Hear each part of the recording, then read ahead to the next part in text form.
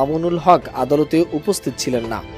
2021 সালের এপ্রিলের মাঝামাঝি সময়ে গ্রেফতার হন হেফাজতে ইসলামের কেন্দ্রীয় যুগ্ম মহাসচিব ও ঢাকা মহানগরের সাধারণ সম্পাদক মাওলানা মামুনুল হক। নারায়ণগঞ্জের সোনারগাঁ থানায় দায়ের করা ধর্ষণ মামলায় হেফাজত ইসলামের যুগ্ম মহাসচিব মামুনুল হকের জামিন। আসসালামু আলাইকুম বন্ধুরা, এতক্ষণ পর্যন্ত আপনারা শুনতেছেন মাওলানা মামুনুল হকের মুক্তির ব্যাপারে। দীর্ঘ 3 বছর পরে মাওলানা মামুনুল হক মুক্তি পেতে যাচ্ছেন। ভিডিওটি শুরু করার আগে আপনাদের কাছে ছোট্ট একটা রিকোয়েস্ট থাকবে, মামুনুল হকের মুক্তির ব্যাপারে সত্য নিউজ জানতে আমার চ্যানেলটি অবশ্যই সাবস্ক্রাইব করে রাখবেন। তো আপনারা একটি সাবস্ক্রাইব করে রাখলে আমার পরবর্তী ভিডিও বানাতে উৎসাহ জাগে। তো বন্ধুরা, আর কথা না বাড়িয়ে আপনাদেরকে আমি একটি ভিডিও ক্লিপ দেখাবো। তো এটি আপনারা দেখার পরে আপনাদের মূল্যবান মতামত কমেন্ট বক্সে জানাবেন। তো বন্ধুরা, আর কথা না বাড়িয়ে মূল ভিডিওতে যাওয়া যাক। 2021 সালের এপ্রিলের মাঝামাঝি সময়ে গ্রেফতার হন হেফাজতে ইসলামের কেন্দ্রীয় যুগ্ম মহাসচিব ও ঢাকা মহানগরের সাধারণ সম্পাদক মাওলানা মামুনুল হক। তখন থেকেই কারাগারে তিনি।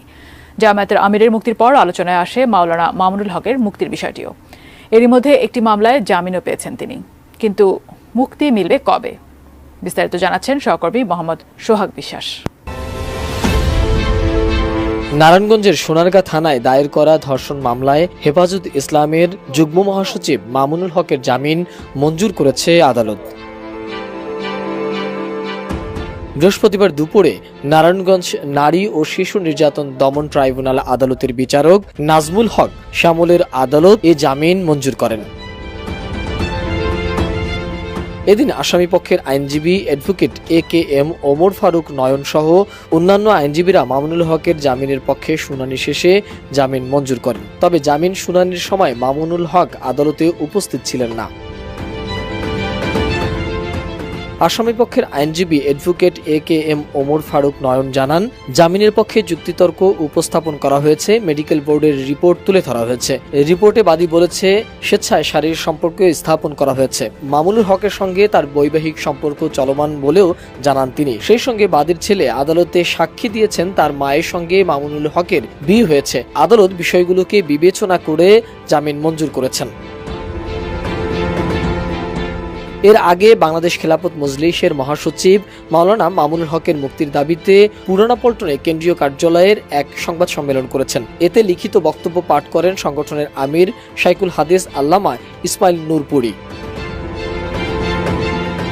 আরও আগে স্বরাষ্ট্রমন্ত্রী আসাদুজ্জামান খান কামালের সঙ্গে হেফাজত ইসলাম বাংলাদেশের শীর্ষ নেতাদের বৈঠক অনুষ্ঠিত হয়েছে। হেফাজতের মহাসচিব আল্লামা সাজিদুর রহমানের নেতৃত্বে সংগঠনটির শীর্ষ নেতাদের একটি দল স্বরাষ্ট্রমন্ত্রীর সঙ্গে ওই বৈঠক করেন। প্রায় আধা ঘণ্টা ব্যাপী ওই বৈঠকে ধর্মমন্ত্রী ফরিদুল হক খান সহ সরকারের বিভিন্ন পর্যায়ের উচ্চপদস্থ কর্মকর্তারাও উপস্থিত ছিলেন।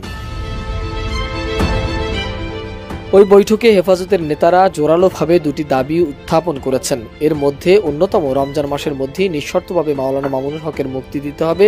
অন্যটি 2013 সাল থেকে এখন পর্যন্ত হেফাজত ইসলাম বাংলাদেশের নেতাকর্মীদের নামে দায়েরকৃত সব মিথ্যা মামলা প্রত্যাহার করতে হবে। মাওলানা মামুনুল হকের বিরুদ্ধে পুলিশের উপর পরিকল্পিত হামলা, থানায় হামলা, রেজিস্ট্রার অফিসে হামলা, ভাঙচুর সহ বেশ কিছু মামলা রয়েছে। এছাড়া 2013 সালে শাপলা চত্বরে সহিংসতার একটি মামলায় গ্রেপ্তারি পরোয়ানা জারি ছিল তার বিরুদ্ধে।